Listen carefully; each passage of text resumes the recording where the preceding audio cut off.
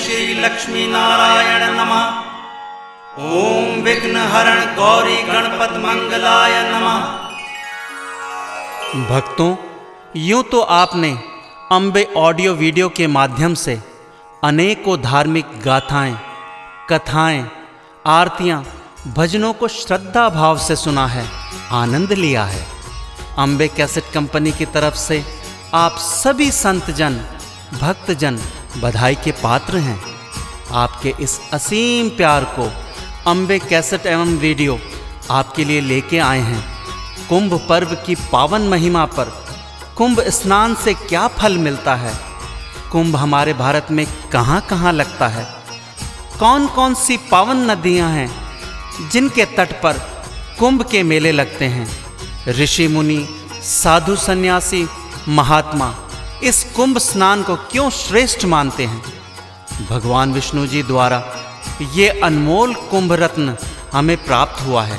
आइए सबसे पहले बताते हैं कुंभ पर्व के स्थान उत्तरांचल में गंगा के तट पर और उत्तर प्रदेश में इलाहाबाद प्रयाग में गंगा यमुना सरस्वती के संगम तट पर, उज्जैन मध्य प्रदेश शिप्रा नदी के तट पर एवं महाराष्ट्र नासिक में गोदावरी नदी के तट पर। भक्तों, भारत में ये 4 कुंभ लगते हैं, जिसमें हरिद्वार गंगा तट पे और इलाहाबाद प्रयाग में अर्ध कुंभ भी लगते हैं। तो आइए भक्तों, इस कुंभ पर्व की संक्षिप्त में पावन गाथा सुनाएं। भक्तों, कर लो कुंभ के दर्शन, जिसकी महिमा बड़ी अपार।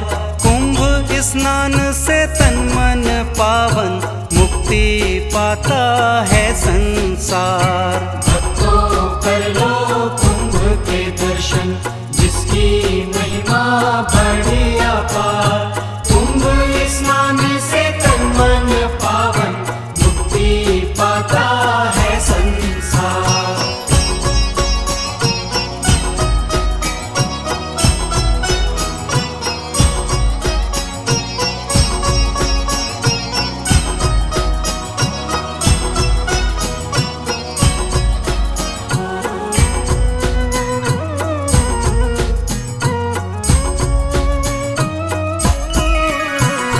कहते हैं विष्णु भगवान, कुंभ की महिमा बड़ी महान। कुंभ की महिमा बड़ी महान। कुंभ के चारों धाम की भक्तों, सुन लो कथा ये करके ध्यान। सुन लो कथा ये करके ध्यान। कुंभ का मतलब मटका घड़ा, इसे जल का पात्र भी कहते हैं। शुभ मंगल का प्रतीक इसे सब धर्म गुरु बतलाते हैं। सारे जग में कुंभ के स्थल भक्तों बताते हैं बस 4। भक्तों, कर लो कुंभ के दर्शन, जिसकी महिमा बड़ी अपार। कुंभ स्नान से तन मन पावन, मुक्ति पाता है संसार। भक्तों, हिंदू धर्म में प्रत्येक व्यक्ति यही आशा रखता है कि हम भी कुंभ पर्व पर एक बार जाकर स्नान करें, कुंभ का मेला और वहाँ पधारें बड़े बड़े महापुरुषों एवं साधु सन्यासियों के दर्शन करें। बंधुओं, ज्ञानी धर्मगुरु ये बताते हैं कि संपूर्ण भारत में कुंभ पर्व सिर्फ 4 स्थानों पर होता है। पहला, हरिद्वार गंगा तट पर, इलाहाबाद प्रयाग में गंगा यमुना सरस्वती संगम के तट पर, उज्जैन में शिप्रा नदी के तट पर, जिसे सिंहस्थ भी कहते हैं, और चौथा नासिक गोदावरी नदी के तट पर। ये 4 स्थान कुंभ के हैं, जिसमें गंगा धाम का तो नाम लेने से ही समस्त प्राणियों का कल्याण हो जाता है। कहते हैं हर की पौड़ी पर स्नान करने से पापों से मुक्ति और मोक्ष प्राप्त होता है। गंगा जी की धारा सर्वशक्तिमान, मुक्ति और मोक्ष प्रदान करने वाली तथा पतितों का कल्याण करने वाली है। कुंभ का अर्थ हम पहले ही बता चुके हैं। कुंभ का अर्थ मटका यानी घड़ा, जल पात्र भी कहते हैं। हमारे हिंदू धर्म में जब शुभ कार्य होते हैं उसमें ये कुंभ यानी मटके को नारियल तथा आम्र पात्र से ढककर रखते हैं। इसके बाद शुभ कार्य देवी देवताओं का आवाहन किया जाता है। इसी कुंभ की गाथा को आओ सुनते हैं। कुंभ कथा प्रारंभ करे जो वेदों में बतलाते हैं, वेदों में बतलाते हैं। दुर्वासा महर्षि हुए विद्वान इन्हें सब कहते हैं, विद्वान इन्हें सब कहते हैं। इंद्र को दिया श्राप ऋषि और देवता सब घबराते हैं। देवलोक पर करके चढ़ाई सारे असुर इठलाते हैं। इंद्र और देवता डर कर भागे आए ब्रह्मा जी के द्वार। भक्तों कर लो कुंभ के दर्शन, जिसकी महिमा बड़ी अपार। कुंभ स्नान से तन मन पावन, मुक्ति पाता है संसार। भक्तों, दुर्वासा ऋषि के श्राप से इंद्र और सारे देवता शक्तिहीन हो गए।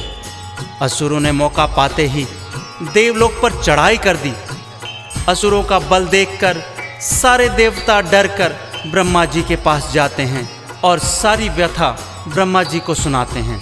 ब्रह्मा जी उन सारे देवगणों को भगवान विष्णु जी के पास क्षीर सागर लेकर जाते हैं, जहां विष्णु जी अपनी शेष शैया पर विराजमान थे। विष्णु जी सभी देवताओं और ब्रह्मा जी को वहां आते देख चकित हुए और उनके आने का कारण पूछा। ब्रह्मा जी ने उन्हें बताया कि महाप्रभु दुर्वासा ऋषि के श्राप से इंद्र सहित सभी देवता बलहीन हो गए हैं। इसी का लाभ उठाकर असुरों ने देवलोक पर चढ़ाई कर दी है। हम संकट में घिरे हुए हैं, आप हमें भयमुक्त कीजिए। असुरों के कोप से हम अपनी रक्षा कैसे करें, युक्ति बताइए। तब विष्णु जी ने उन सभी देवताओं की सहायता करने का वचन दिया। साथ ही उन्हें ये परामर्श दिया कि आप सभी समुद्र मंथन करें। समुद्र मंथन से ही आपका कल्याण निश्चित है। समुद्र मंथन से अन्य रत्नों के साथ अमृत निकलेगा, जिसे पीकर सभी अमर हो जाएंगे। बोले हैं विष्णु भगवान, होगा मंथन से कल्याण, होगा मंथन से कल्याण। मंथन से निकलेगा अमृत, उसका करना तुम रसपान, उसका करना तुम रसपान। हो जाओगे अमर सभी तुम, असुरों का टूटे अभिमान। लेकिन समुद्र मंथन से पहले करना तुम इतना भी ध्यान। पर्वत सुमेरु की मथनी हो, वासुकी नाग की रस्सी आधार।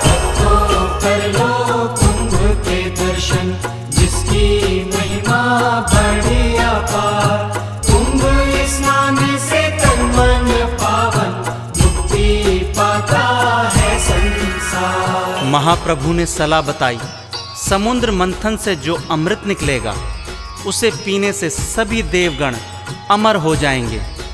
असुर आपका कुछ नहीं बिगाड़ पाएंगे।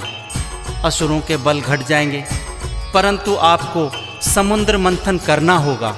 और उसमें यह भी ज़रूरी होगा कि समुद्र मंथन के लिए आपको सुमेरु पर्वत की मथनी बनानी पड़ेगी, जिसमें वासुकी नाग की रस्सी लगानी होगी। और ये भी ध्यान रहे, ये कार्य अकेले देवताओं के लिए असंभव है, सिर्फ देवताओं के वश का कार्य नहीं है। इसमें असुरों को बराबर हिस्सेदार बनाने का लोभ देकर उन्हें भी इस समुद्र मंथन में शामिल किया जाए, तब समुद्र मंथन की ये योजना सफल होगी। इसके लिए असुरों के राजा बलि को निमंत्रण दिया जाए।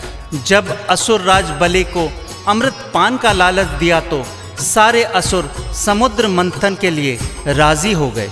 तब भक्तों सुमेरु को मथनी बनाकर समुद्र के बीच रखा गया और वासुकी नाग की रस्सी से मथने की तैयारी की। सुमेरु का भार अधिक होने से भगवान विष्णु जी ने उसकी डूबने में रक्षा की और समुद्र मंथन शुरू हुआ। पूंछ पकड़ते देवता सारे, पकड़े मुख दानव इठलाए, पकड़े मुख दानव इठलाए। जय जय हरि की बोल के दोनों समुद्र मंथन करते जाएं, समुद्र मंथन करते जाएं। सबसे पहले निकला हलाहल, विष को देख के सब घबराए। शिव ने अपने कंठ में रखा नीलकंठ वो कहलाए। शिव की महिमा देख के भक्तों मचने लगा यहाँ हाहाकार। भक्तों कर लो कुंभ के दर्शन, जिसकी महिमा बड़ी अपार। कुंभ स्नान से तन मन पावन, मुक्ति पाता है संसार। भक्तों समुद्र मंथन में सबसे पहले हलाहल विष निकला, जिसकी ज्वाला को कोई नहीं संभाल पाया। तब भगवान शिव ने उसका विषपान किया। अपने कंठ में रखने से शिव शंभु नीलकंठ कहलाए। इसके बाद एक एक करके और भी रत्न निकलने लगे, जैसे ऐरावत हाथी, उच्च श्रवा अश्व जो देवराज इंद्र ने ले लिए। श्री लक्ष्मी जी को भगवान विष्णु जी ने ले लिया। मंथन से फिर मदिरा निकली, जिसे दानव पीते रहे। इस तरह कामधेनु गाय, परिजात वृक्ष, रंभा अप्सरा, कौस्तु भ्रमणी, वरुणी बालचंद्र, शंख, हरिधनु तथा अमृत कलश लेकर धन्वंतरी प्रकट हुए। उसके बाद भक्तों समुद्र मंथन तो बंद हो गया, परंतु अमृत पान करने के लिए असुरों और देवताओं में झगड़ा होने लगा। छीना झपटी होने लगी। इस छीना झपटी में अमृत कलश से 12 स्थानों पर अमृत गिरा। अमृत छलक कर जहाँ जहाँ गिरा, जिनमें 8 स्थान स्वर्गलोक में, 4 स्थान पृथ्वी लोक पर हैं। जहाँ जहाँ ये 4 स्थानों पर अमृत गिरा, वहाँ वहाँ भक्तों कुंभ पर्व का ये आयोजन होता आ रहा है। पहला कुंभ हरिद्वार है, दूजा कुंभ प्रयाग कहलाए, कुंभ प्रयाग कहलाए। तीजा कुंभ उज्जैन बना और चौथा नासिक को महकाए, चौथा नासिक को महकाए। लगते हैं यहाँ कुंभ के मेले, भक्त करोड़ों दर्शन पाएं। कुंभ के इस स्नान से भक्तों पुरखों की पीढ़ी तर जाए। भारत भूमि पर पावन कुंभ के धाम है बस ये 4। भक्तों कर लो कुंभ के दर्शन, जिसकी महिमा बड़ी अपार। कुंभ स्नान से तन मन पावन, मुक्ति पाता है संसार। भक्तजनों भारत भूमि पर ये 4 स्थान कुंभ के पावन हैं, जैसे हरिद्वार, प्रयाग, उज्जैन और नासिक। ये कुंभ स्थल क्यों कहलाए, ये हम आपको बताते हैं। देवताओं और असुरों में अमृत कलश के लिए झगड़ा होते देख श्री भगवान विष्णु जी ने अपना मोहिनी रूप धारण किया और असुरों तथा देवताओं को बराबर अमृत बांटने के लिए राजी किया। सारे असुर और देवता पंक्ति बनाकर वहां बैठ गए। अपने मोहिनी रूप से मोहित कर सबसे पहले देवताओं की पंक्ति में अमृत बांटना शुरू किया। लेकिन उसी समय राहु नामक दैत्य देवताओं की पंक्ति में छुप कर बैठ गया। पर राहु की छल की सूचना सूर्य और चंद्रमा ने भगवान विष्णु जी को दे दी। विष्णु जी ने क्रोध में आकर राहु का शीश धड़ से अलग कर दिया, परंतु वो तो पहले से ही अमृत पी चुका था, इसलिए मरा नहीं बल्कि अमर हो गया। राहु आज भी ग्रहण के समय सूर्य और चंद्रमा को ग्रास करके उनसे अपना बैर लेता है।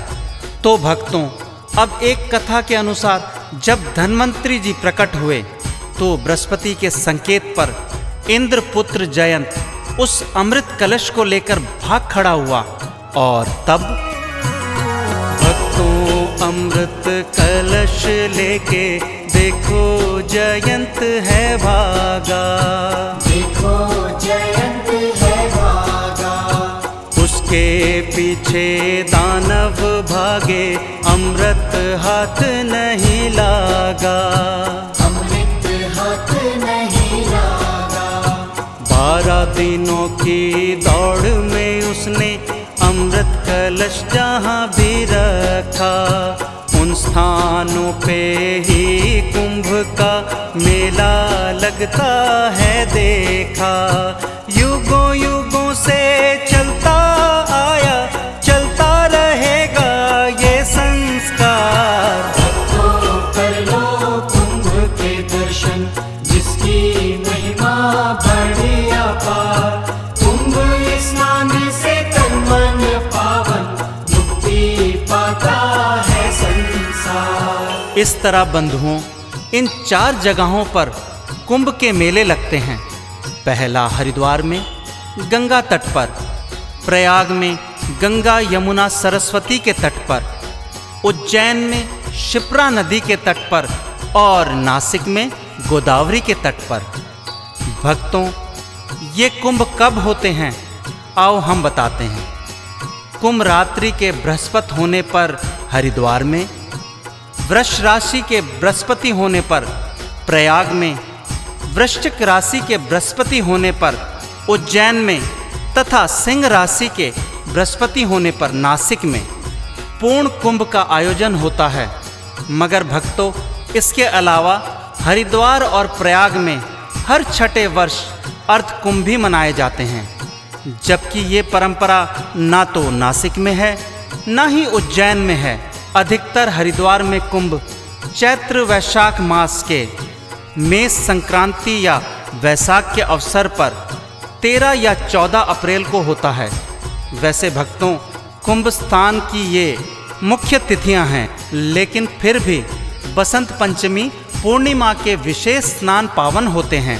हजारों अश्वमेध यज्ञ करने से भी जो फल प्राप्त नहीं होता, वो पुण्य लाभ हरिद्वार कुंभ पर्व में स्नान करने से होता है। सुना है हरिद्वार स्नान करने से पुनर्जन्म से मुक्ति मिलती है।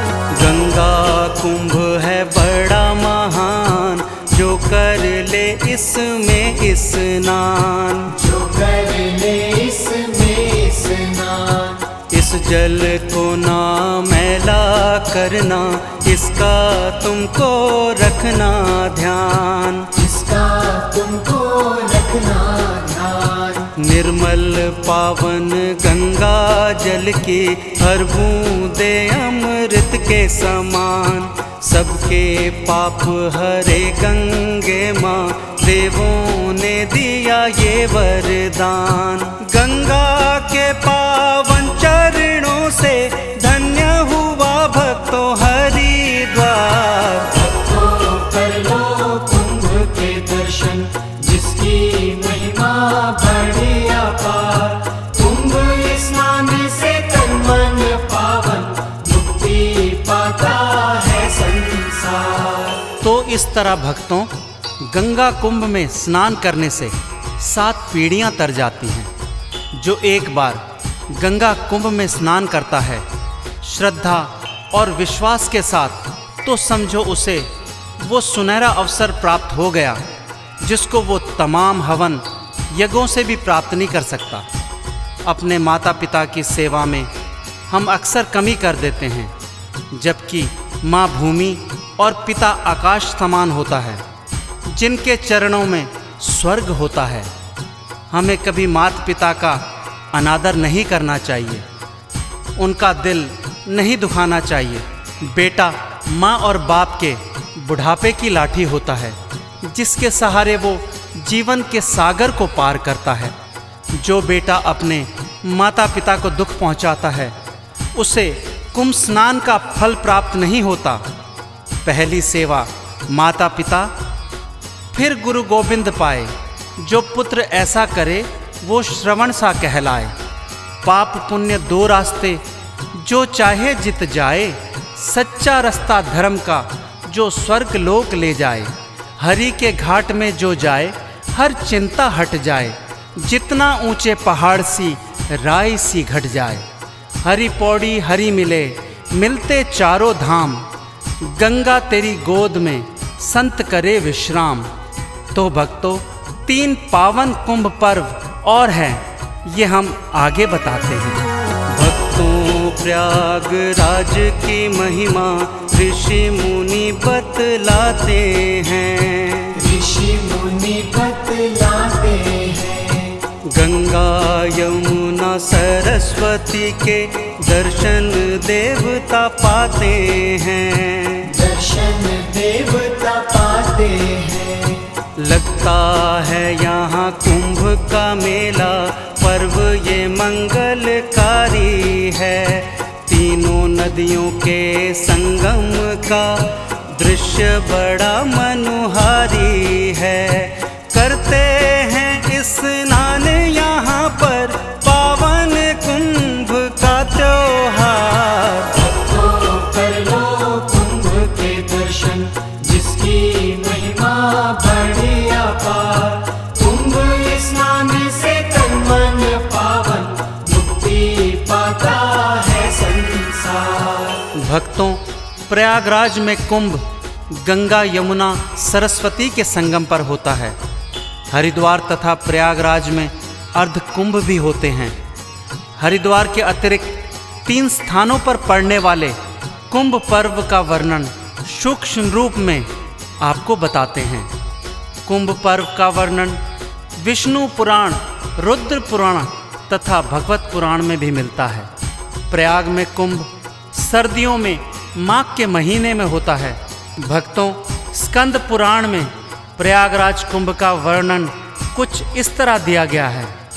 जब बृहस्पति मेष राशि में तथा चंद्रमा मकर राशि में होते हैं, तब प्रयाग में अमावस्या को कुंभ पर्व का योग आता है। इसी राशि में यहाँ स्नान करने का अत्यंत महत्वपूर्ण समय माना जाता है। कहा जाता है महाराजा हर्ष जी बहुत धर्मी एवं धर्म अनुयायी था। इसलिए भक्तों, हर्ष राजा कुंभ के अवसर पर गंगा किनारे अपना सब कुछ दान कर देता था। इसकी भक्ति और सच्ची भावना को देखकर प्रजा और संतों को ये अति प्रिय हो गए थे। इसीलिए भक्तों, हनुमान जी ने कहा है, राजा हो तो जैसे राम, करे दान जो 8 याम। न्याय प्रिय हो जिनके काम, प्रजा का हित हो अविराम। राजा हर्ष को राजा होते हुए भी अभिमान नहीं था, इसीलिए उनका चारों ओर सम्मान था। 2 दिन का है जग का मेला, भक्तों अमर है कुंभ का मेला। भक्तों, अमर है कुंभ का मेला। विष्णु जी का ये उपहार, भक्तों मिला हमको अलबेला। भक्तों, मिला हमको अलबेला। करता है स्नान यहाँ पर, लाखों भक्तों का ये रेला। आते हैं प्रयाग में देखो, साधु के संग लाखों चेला। जय प्रयाग की बोलो भक्तों, विष्णु जी की जय जयकार। भक्तों, कर लो कुंभ के दर्शन, जिसकी महिमा बड़ी अपार। कुंभ स्नान से तन मन पावन, मुक्ति पाता है संसार। हाँ तो भक्तों, प्रयागराज के कुंभ के बाद हम अब बताते हैं उज्जैन कुंभ की महिमा। भक्तों, उज्जैन के कुंभ को सिंहस्थ पर्व के नाम से भी जाना जाता है। ये पावन उज्जैन शहर शिप्रा नदी के तट पर बसा हुआ है। कहते हैं ये उज्जैन नगरी कभी राजा विक्रमादित्य की राजधानी रही। और एक और अच्छी बात यह है कि यहाँ पर नीति शतक के लिखने वाले महाराज भर्तृहरि और कालिदास जैसे महान कवि भी रहे हैं। उज्जैन में शिप्रा नदी के पावन जल में स्नान करने से अनंत फल मिलता है। भक्तों, स्कंद पुराण के अनुसार यहाँ पर कुंभ निम्न योगों में पड़ता है।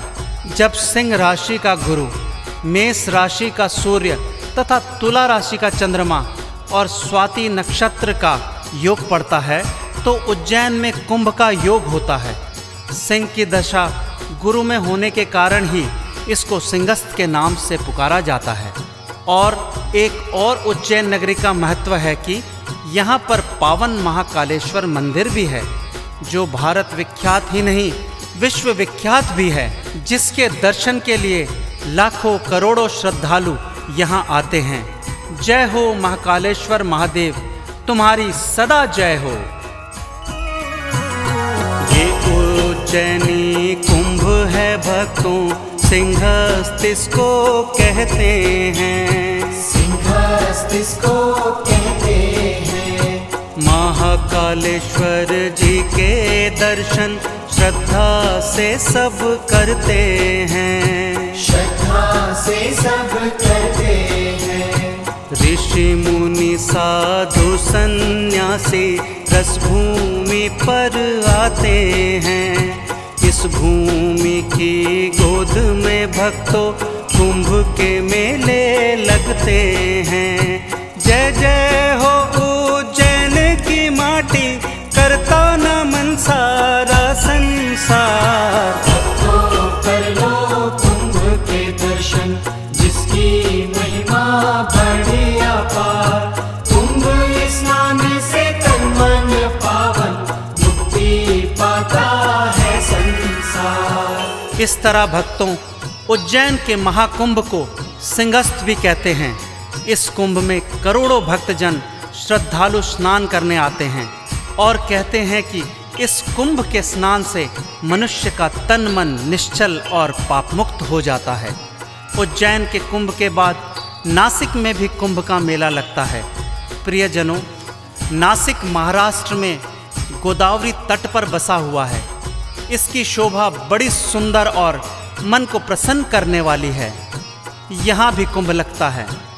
ये स्थान भी बहुत पावन है। कहते हैं दक्षिण में गंगा की तरह गोदावरी भी पूजनीय वंदनीय है। अनेक अवसरों पर श्रद्धालु भक्त यहाँ आकर स्नान करते हैं।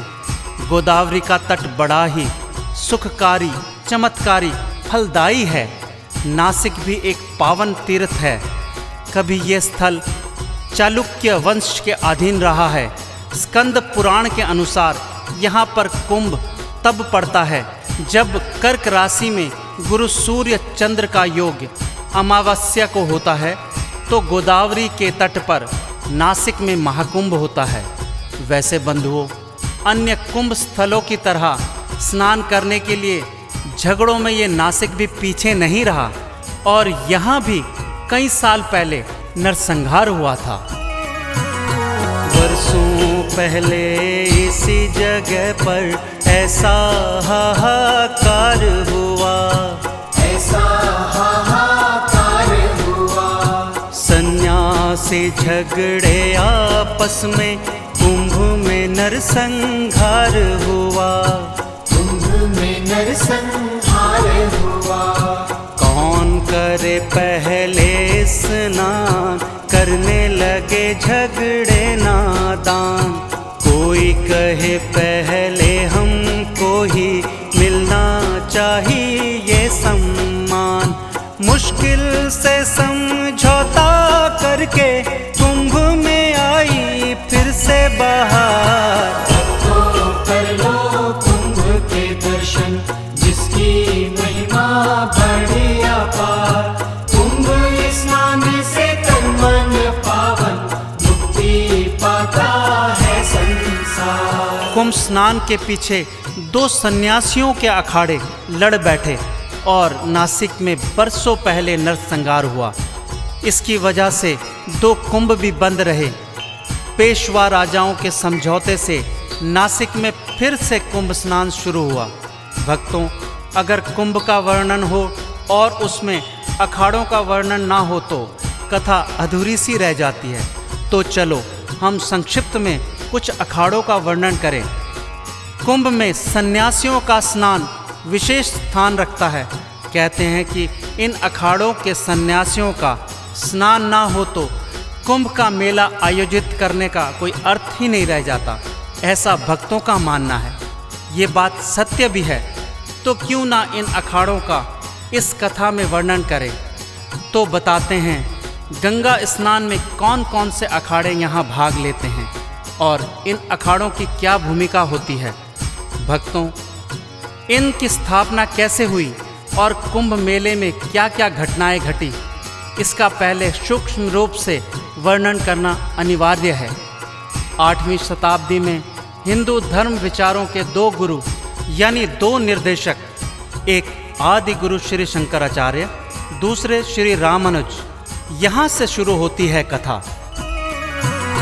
हिंदू के आदि गुरु थे शंकराचार्य जी बड़े महान। शंकराचार्य जी बड़े महान।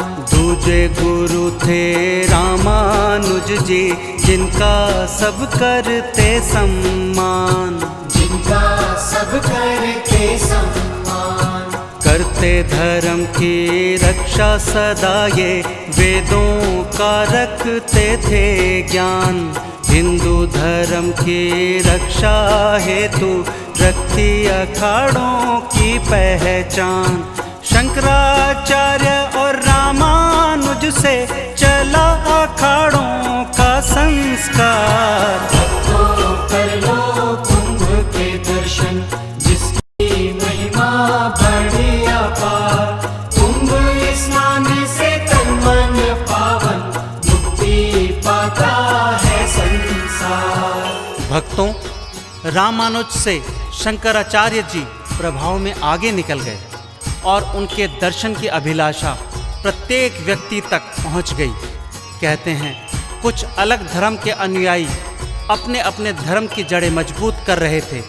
यूरोप लोगों को ईसाई धर्म में बदल रहा था और बौद्ध धर्म के अलावा हर धर्म के अनुयायी भारत में अपनी जड़ें मजबूत और संघों की स्थापना कर रहा था।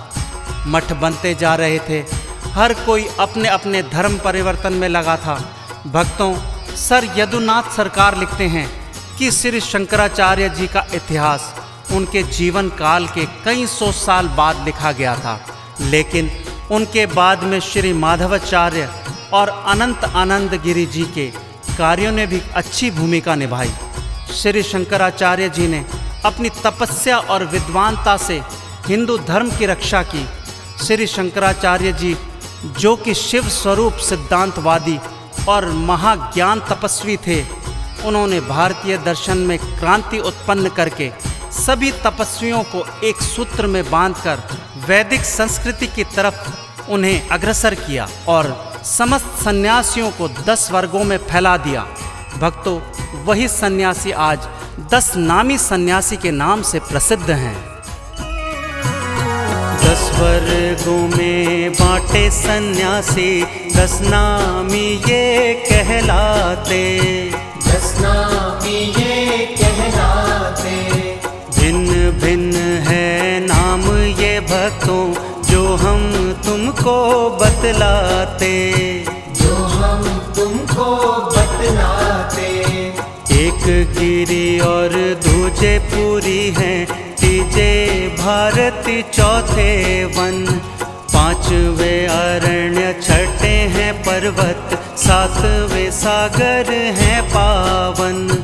8वें तीर्थ, 9वें आश्रम, 10वां सरस्वती का है द्वार। भक्तों कर लो कुंभ के दर्शन, जिसकी महिमा बड़ी अपार। कुंभ स्नान से तन मन पावन, मुक्ति पाता है संसार। इस प्रकार भक्तों, ये 10 नामी सन्यासी जैसे गिरी, पुरी, भारती, वन और अरण्य, पर्वत, सागर, तीर्थ, आश्रम और 10वां सरस्वती, ये 10 वर्ग होने से ये 10 नामी सन्यासी कहलाए तथा इन सन्यासियों की प्रतिभाओं का पूर्ण रूप से उपयोग हो, इसके लिए उन्होंने भारत में महत्वपूर्ण स्थानों पर 4 मठों की स्थापना की। ये 4 मठ इस प्रकार हैं। पहला उत्तर में श्री केदारनाथ का, ज्योति मठ दक्षिण में, श्रृंगेरी मठ तीसरा, पूर्व में श्री जगन्नाथपुरी का गोवर्धन, और चौथा पश्चिम में द्वारका का शारदा मठ। भक्तों, ये 4 मठ के बाद श्री शंकराचार्य जी ने इनके कार्य क्षेत्र भी बांटे। फिर अखाड़ों की स्थापना धर्म सैनिकों के रूप में की गई। बंधुओं, जैसा कि यहाँ सर यदुनाथ सरकार अपनी पुस्तक नागा सन्यासियों का इतिहास में लिखते हैं, गोसाई श्री राजेंद्र गिरी जो सन 1750 में दिल्ली सल्तनत के कार्यों में अहम भूमिका निभाते थे, उनके पास से नागा सन्यासियों की सही जानकारी मिलती थी। और बंधुओं, सरकार की अपनी खोज के अंतर्गत निर्वाणी अखाड़ा इलाहाबाद में एक पोथी मिली जिसमें विभिन्न अखाड़ों की तिथियां लिखी थी। वो इस प्रकार है। शंकराचार्य ने 13 अखाड़े भारत में ये बनवाए, भारत में ये बनवाए। धर्म के सैनिक रूप में इन सन्यासियों को बतलाए, सन्यासियों को बतलाए। कार्य क्षेत्र भी इनको बांटे, कार्य भी इनको समझाए।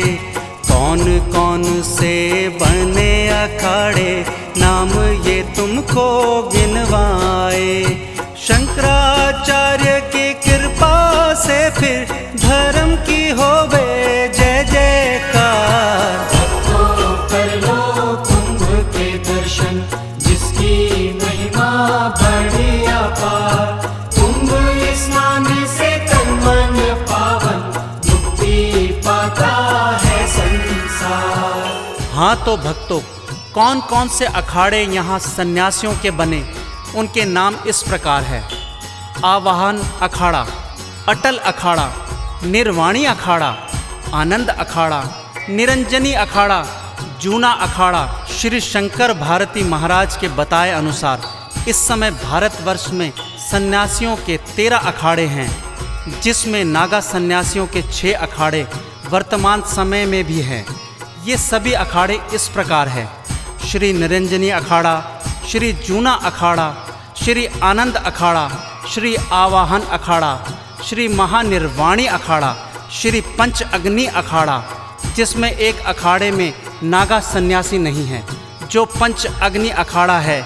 इस प्रकार 10 नामी नागा सन्यासियों के 6 अखाड़े अभी भी हैं। इनके अतिरिक्त वैष्णव वैरागी संप्रदाय के मुख्य 3 अखाड़े और भी हैं। एक श्री दिगंबर अखाड़ा, श्री निर्वाणी अखाड़ा और श्री निर्मोही अखाड़ा। इनके अनेक छोटे छोटे अखाड़े भी हैं। इसके अतिरिक्त 2 अखाड़े और भी हैं। पहला उदासीन अखाड़ा, दूसरा नया अखाड़ा। उदासीन तथा एक निर्मल अखाड़ा भी है। भक्तों, ये 13 अखाड़े ही हरिद्वार में हरि की पौड़ी पर कुंभ में क्रमवार स्नान करते हैं। वर्तमान में हरिद्वार में 10 अखाड़े हैं। भक्तों, कुंभ कथा में अखाड़ों का वर्णन जरूरी है। जिस कुंभ में सन्यासी ना होवे, वो कुंभ सूना लगता है, वो कुंभ सूना लगता है। बोले हर हर गंगे जब ये धरती अंबर हिलता है, धरती अंबर हिलता है। साधु के बिन पूजा अधूरी, साधु साधक होता है। हिंदू धर्म की नींव धरे ये, तप में यही खोता है। वेद पुराणों की शोभा है, साधु सन्यासी आचार्य। भक्तों, कर लो कुंभ के दर्शन, जिसकी महिमा बड़ी अपार। कुंभ स्नान से तन मन पावन, मुक्ति पाता है संसार। इस प्रकार अखाड़ों का वर्णन हम पूर्ण रूप से तो नहीं कर रहे, पर भक्तों, इन अखाड़ों का हम सूक्ष्म रूप से वर्णन कर रहे हैं। वर्तमान में हरिद्वार में 10 अखाड़े स्थापित हैं। श्री पंचायती निरंजन अखाड़ा, यह अखाड़ा डाम कोटी के पास गंगा नहर के किनारे है। दूसरा श्री पंचायती आनंद अखाड़ा, जो ये श्रवणनाथ नगर के मुख्य सड़क के ऊपर ही स्थित है। तीसरा श्री पंचनामी जूना अखाड़ा, हरिद्वार में माँ माया देवी मंदिर के पास है। चौथा श्री पंचायती आवाहन अखाड़ा, यह अखाड़ा हरिद्वार में ऋषिकेश रोड भूपतवाला में है। पांचवा है श्री पंचायती अखाड़ा महानिर्वाणी, यह अखाड़ा कनखल में झंडा चौक के पास है। छठवां अखाड़ा श्री शंभू पंचायती अटल अखाड़ा, यह भी कनखल के संन्यास रोड पर स्थित है। सातवां अखाड़ा श्री पंच अग्नि अखाड़ा, ये अखाड़ा श्री काली मंदिर चंडी देवी के पास दक्षेश्वर रोड पर जगजीतपुर हरिद्वार में स्थित है। आठवां अखाड़ा श्री पंचायती बड़ा अखाड़ा उदासीन है और यह अखाड़ा राजघाट कनखल पर स्थित है। नौवां श्री पंचायती निर्मल है, यह भी झंडा चौक पर पूरब की तरफ से सती घाट रोड कनखल में है। और 10वां अखाड़ा जो हरिद्वार में तो नहीं, पर इनके प्रतिनिधि हरिद्वार में आश्रमों में ही रहते हैं और कुंभ पर्व में हरिद्वार में स्नान करते हैं, इसीलिए इनका वर्णन करना बहुत ज़रूरी है। वैष्णव वैरागी संप्रदाय में गुरु रामानंदाचार्य हुए। गुरु रामानंदाचार्य हुए। जात पात के तोड़े बंधन, सबको एक समान किए। सबको एक समान किए। 12 शिष्य बनाए अपने, इसमें मुख्य ये शिष्य हुए।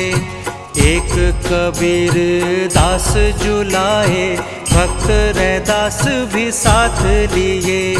धन्ना जाट और सैन नाई का, भक्तों कर डाला उद्धार। भक्तों कर लो कुंभ के दर्शन, जिसकी महिमा बड़ी अपार। कुंभ स्नान से तन मन पावन, मुक्ति पाता है संसार। मेरे प्रिय बंधुओं, श्री वैष्णव वैरागी संप्रदाय में श्री जगत गुरु रामानंदाचार्य जी ऐसे महान गुरु हुए हैं जिन्होंने जात पात के बंधन तोड़े और 12 शिष्य अपने प्रधान रूप से बनाए, जिसमें प्रमुख शिष्य श्री कबीर दास जी जो जुलाहा थे, भक्त रैदास जी जो हरिजन थे, भक्त सैन जो नाई थे और धन्ना जाट प्रमुख थे।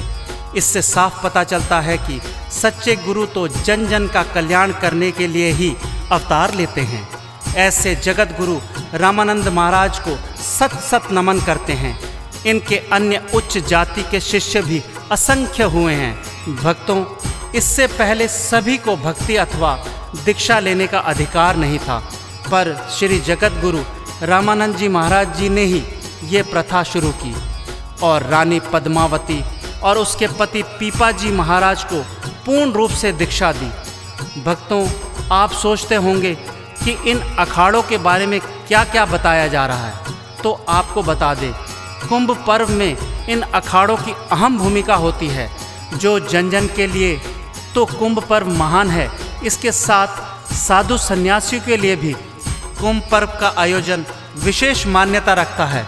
इलाहाबाद का कुंभ पर्व आने वाला है, जो महाकुंभ कहलाता है। बंधुओं, हमारे भारतवर्ष में पूर्ण कुंभ के साथ साथ अर्ध कुंभ भी लगता है। आओ बताएं भक्तों तुमको, अर्ध कुंभ कहाँ लगता है। अर्ध कुंभ कहाँ लगता है। इलाहाबाद प्रयाग में हरिद्वार भी मेला सजता है। हरिद्वार भी मेला सजता है। गंगा यमुना सरस्वती का संगम तो मनोहारी है। इलाहाबाद के कुंभ में भक्तों आती दुनिया सारी है। उत्तरांचल हरिद्वार में गंगा तट पे कुंभ लगे हर बार। भक्तों कर लो कुंभ के दर्शन, जिसकी महिमा बड़ी अपार। कुंभ स्नान से तन मन पावन, मुक्ति पाता है संसार। कहते हैं सन्यासियों के शाही स्नान शिवरात्रि के दिन सुबह ब्रह्मकुंड हर की पौड़ी पर गंगा स्नान करने हेतु पंचनाम सन्यासियों के अखाड़ों की लाइन लग जाती है। ये क्रमवार रोड से होते हुए नियम अनुसार स्नान करते हैं। 14 अप्रैल और 26 अप्रैल को भी विभिन्न अखाड़े यहाँ धूमधाम से स्नान करते और कहते हैं कि यहाँ सन्यासियों के जुलूस भी निकलते हैं, जो हाथी, घोड़े और पैदल बैंड बाजों के साथ जुलूस के रूप में यहाँ आते हैं। ये जुलूस इनके कैंप में प्रवेश के लिए होते हैं। ये अपने अपने कैंप के आगे धर्म ध्वजा विधि विधान से पूजा करने के बाद ही कुंभ मेला शुरू हो जाता है। सुना है रामायण काल में रावण का वध करने के बाद ब्रह्म हत्या की निवृत्ति के लिए राम लक्ष्मण अपने भाइयों सहित मायापुरी आए थे और उत्तरी भाग में तप किया। श्री रामचंद्र भगवान ने भी इस क्षेत्र में पाप का विनाश किया। स्कंद पुराण में भी लक्ष्मण जी के यहाँ तथा ऋषिकेश आने का वर्णन भी मिलता है। उन्हीं के कारण ऋषिकेश में लक्ष्मण जी का परम सिद्ध एवं प्राचीन मंदिर है। वे यहाँ आज भी शेषनाग के रूप में विराजमान हैं। पावन है ये कुंभ के मेले, पावन है ये सारे धाम। पावन है ये सारे धाम। गंगा तट पे एक समय तप करने आए लक्ष्मण राम। तप करने आए लक्ष्मण राम। पावन है वो सारी नदियाँ जिनके तट पे कुंभ लगे। पावन है वो पर्वत गुफाएं, ऋषि मुनि जहाँ जाप करें। मंगलकारी शुभ फलहारी भारत भूमि का ये प्यार। तो कर लो कुंभ के दर्शन, जिसकी महिमा बड़ी अपार। कुंभ स्नान से तन मन पावन, मुक्ति पाता है संसार। भक्तों, भारत की पावन भूमि पर बड़े बड़े महात्मा, सन्यासी, तपस्वी, संत, महंतों ने अपने अपने तप के द्वारा अमर वरदान प्राप्त किए हैं। उन्हीं की सेवा पूजा अर्चना से धार्मिक स्थलों पर बड़े बड़े उत्सव, मंदिरों की देखरेख और कुंभ के मेले के आयोजन होते हैं। हमारे धर्म और संस्कृति की रक्षा होती है। इसी भूमि पर देवी देवताओं का आगमन हुआ और उनके जहाँ जहाँ चरण कमल पड़े वहाँ मंदिर और मठ तथा दर्शनीय स्थलों का निर्माण हुआ। हमारे भारत में जो कुंभ होते हैं ये उन्हीं स्मृतियों की याद दिलाते हैं। जो मनुष्य कुंभ स्नान करते हैं, चाहे इलाहाबाद प्रयाग में गंगा यमुना सरस्वती का तट हो या उत्तरांचल हरिद्वार गंगा का तट हो, महाराष्ट्र में गोदावरी नासिक का तट हो या उज्जैन में क्षिप्रा नदी का तट हो, ये सभी पावन कुंभ स्नान हैं। यहाँ कुंभ स्नान करने से हमारे पूर्वजों का और हमारा उद्धार और मुक्ति हो जाती है। भक्तों, सुना है कि भीष्म पितामह एक बार हरिद्वार आए और गंगा के किनारे बैठकर तप ध्यान किया। तब गंगा माँ ने उन्हें रूपसी युवती का वेश धारण करके उन्हें साक्षात रूप में दर्शन दिया। गंगा यमुना सरस्वती पावन नदियाँ वरदानी हैं। पावन नदियाँ वरदानी हैं। गोदावरी क्षिप्रा कल्याणी महिमा सबने जानी है। महिमा सबने जानी है। इनके तट पे कुंभ के मेले लगते भक्तों पावन हैं। महापुरुष तप से सन्यासी यों के होते दर्शन हैं। इनके चरणों को छू कर जीवन का मिट जाता अंधकार। तो कर लो कुंभ के दर्शन, जिसकी महिमा बड़ी अपार। कुंभ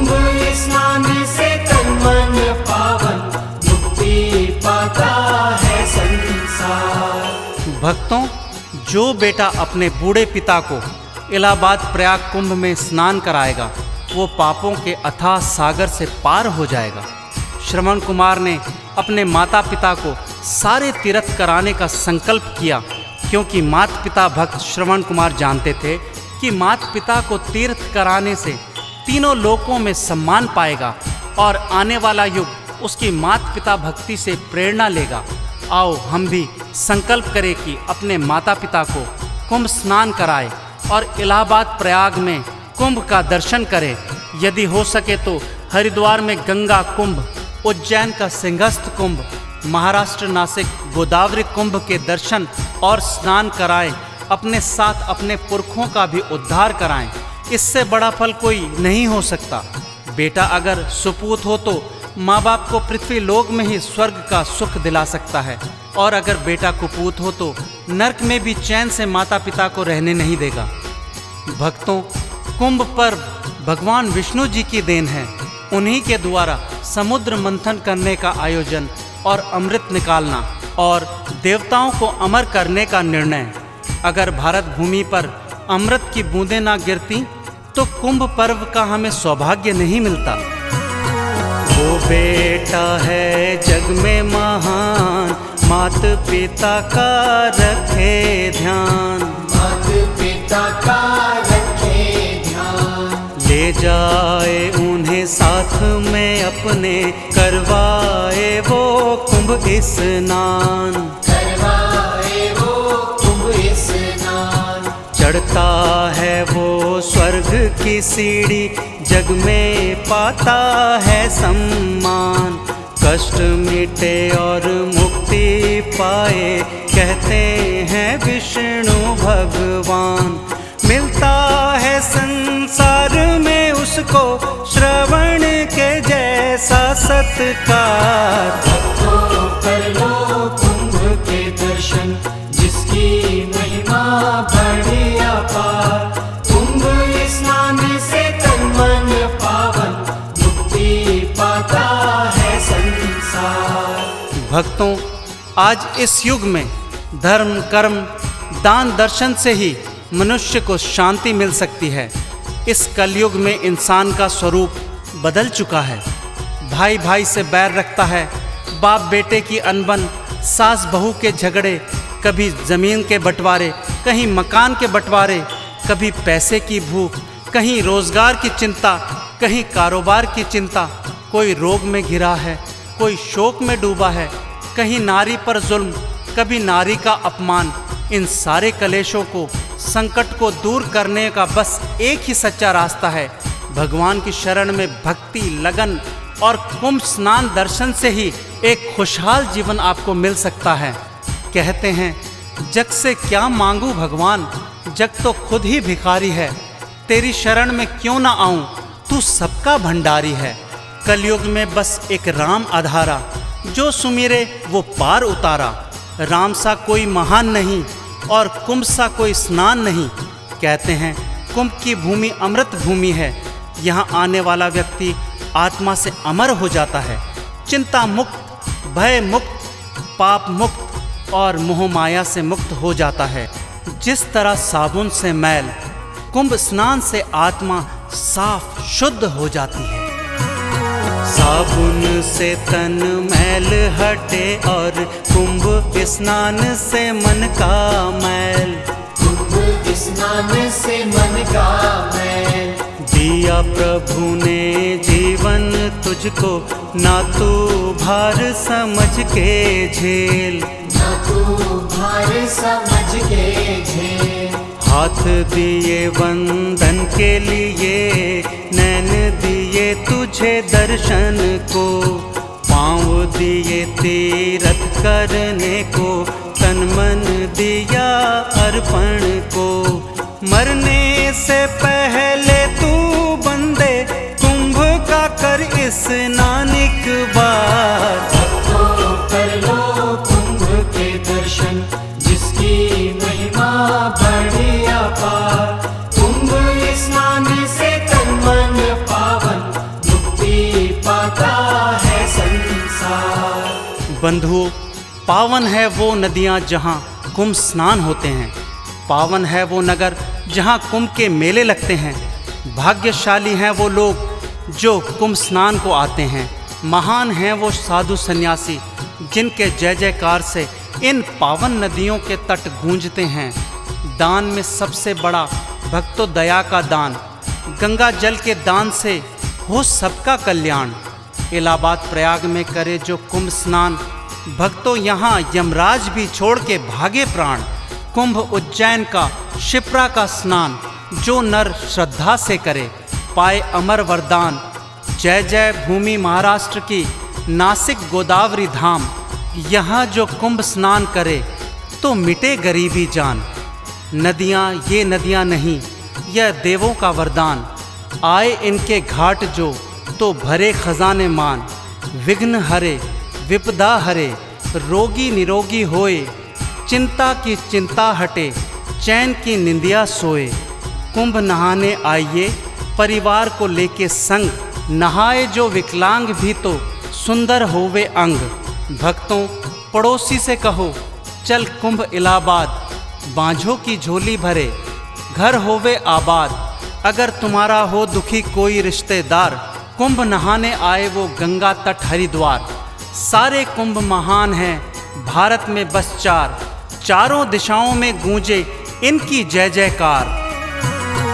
आओ हम सब कुंभ नहाए, बिगड़े काज सभी बन जाएं। बिगड़े काज सभी बन जाएं। जो भटके हैं जग में उनसे कह दो ना वो ठोकर खाएं। कह दो ना वो ठोकर खाएं। इलाहाबाद प्रयाग में लागे कुंभ, चलो पहले यहाँ जाएं। मोटर गाड़ी जाती यहाँ पर, रेल तुरंत हमको पहुँचाए। बैरागी से भूल हुई हो, करना क्षमा मुझ पे उपकार।